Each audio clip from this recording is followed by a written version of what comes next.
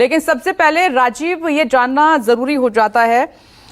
चुनाव प्रचार खत्म हो गया है और सभी पार्टियां जो हैं अपनी जीत का दम भर रही हैं, लेकिन चुनाव प्रचार खत्म होने के बाद जमीन पर माहौल कैसा है, ये आप बताएं।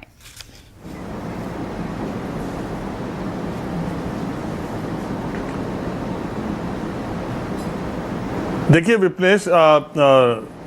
24 घंटे के से कम समय में हरियाणा में मतदान शुरू हो जाएगा और हरियाणा का जो इलेक्शन है वो बहुत कुछ इस बात पर निर्भर था। शुरुआती दौर से अगर अब तक आप देखें तो टिकटों के बंटवारे में आंख मिचौली कांग्रेस और भारतीय जनता पार्टी खेलती रही। भारतीय जनता पार्टी ने पहली जो टिकटों के सूची जारी की, उसके बाद बगावत और इस्तीफों का सिलसिला आपने देखा कि किस तरीके से हुआ और उसके बाद कांग्रेस ने अपनी जो उम्मीदवारों की लिस्ट थी और रोक दी और उन्होंने लास्ट नॉमिनेशन डे से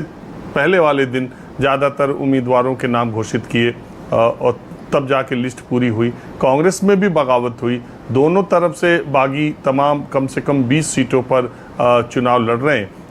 जो या तो कांग्रेस के या भारतीय जनता पार्टी के बागी हैं। तो बीजेपी की जो उम्मीद हरियाणा में है वो तो जहाँ जहाँ ट्रायंगुलर फाइट है एक उससे है और बीजेपी कांग्रेस को कम सीटों पर रोकने की ज़्यादा रणनीति पे काम कर रही है और इसीलिए आपने देखा गोपाल कांडा के खिलाफ भारतीय जनता पार्टी ने सिरसा शहर से अपना उम्मीदवार वापस ले लिया। वो 89 सीटों पर तो चुनाव लड़ रही है, लेकिन एक सीट पर उसने अपना उम्मीदवार वापस ले लिया। ऐलान तो नहीं किया गया कि गोपाल कांडा का समर्थन किया जा रहा है, लेकिन अंदर खाने ये बात लोगों को पता है और लोगों ने मान भी रखा है कि बीजेपी ने गोपाल कांडा को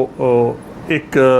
फाइट में अपना समर्थन एक तरह से दिया है। तो अलग अलग तरीके से बीजेपी ने कोशिश की है कि अगर वो जो सीटें नहीं जीत पा रही है तो वो कांग्रेस पार्टी भी न जीत पाए, तीसरी शक्तियां भले पा जाएं। इससे उसे सरकार बनाने का आगे का रास्ता 2019 की तरह रहेगा। तो एक बात तो ये है कि उसने ज़्यादा कोशिश की बीजेपी ने कि ट्रायंगुलर फाइट हो ज़्यादा से ज़्यादा सीटों पर। दूसरी बात ये कि बीजेपी का जो गढ़ रहा हमेशा से, जो पिछले 10 साल में, पहले तो नहीं लेकिन 14 के बाद बीजेपी ने चुनावी दृष्टि से जिस जीटी बेल्ट रोड और अहिरवाल या दक्षिण हरियाणा के क्षेत्र में जैसा प्रदर्शन किया, उन्होंने पूरी ताकत इस बार भी उसी क्षेत्रों में लगाई और इन 53 सीटों में उन्होंने ज़्यादा से ज़्यादा सीटों पर आमने सामने की टक्कर और अपने जातीय संतुलन को, समीकरण को साधने की कोशिश की। लेकिन मसला अगर 19 के लोकसभा चुनाव के हिसाब से देखें या 24 के लोकसभा चुनाव से देखें तो कांग्रेस का उत्साह, कांग्रेस की एनर्जी आपको ज़्यादा दिखाई देगी। उसकी बहुत सारी वजहें, एक तो उन्हें 5 लोकसभा सीटें मिली और दूसरे जो टिकटों का बंटवारा था, या तीसरी जो 10 साल की भारतीय जनता पार्टी की सरकार रही उसके 10 साल की एक जो बात है ही, मनोहर लाल खट्टर के खिलाफ जो एंटी इनकम्बेंसी है उसका फायदा कांग्रेस को मिलेगा और जाट बेल्ट जिसमें 37 सीटें करीब करीब आती हैं, उस जाट बेल्ट में वोटों का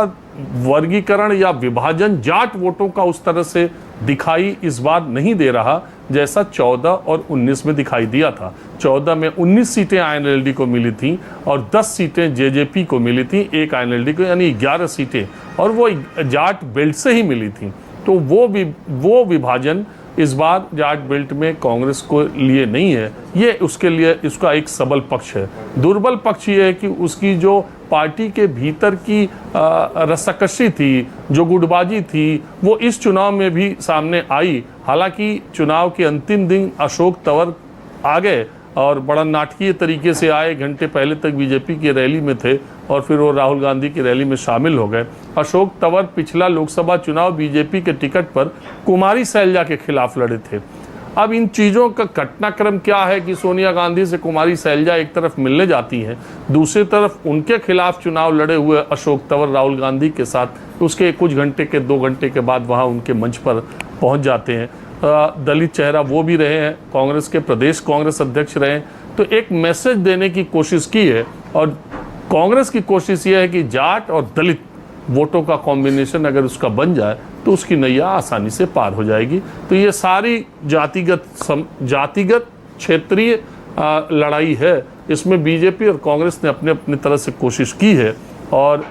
ज़्यादा सीटों पर मैं आज ये आपसे कह सकता हूँ कि तकरीबन 80 सीटों पर मुझे लगता है, पहले मैं ये बात कहता था लेकिन बीच में लगा कि तीसरी शक्तियाँ, निर्दलीय और पार्टियाँ अच्छा कर जाएंगी, लेकिन आज चुनाव के एक दिन पहले मैं आपसे कहता हूँ कि मुझे ऐसा लगता है, मैं गलत भी हो सकता हूँ, मुझे ऐसा लगता है कि 90 सीटों में से 80 सीटें भारतीय जनता पार्टी और कांग्रेस में ही बटेंगी।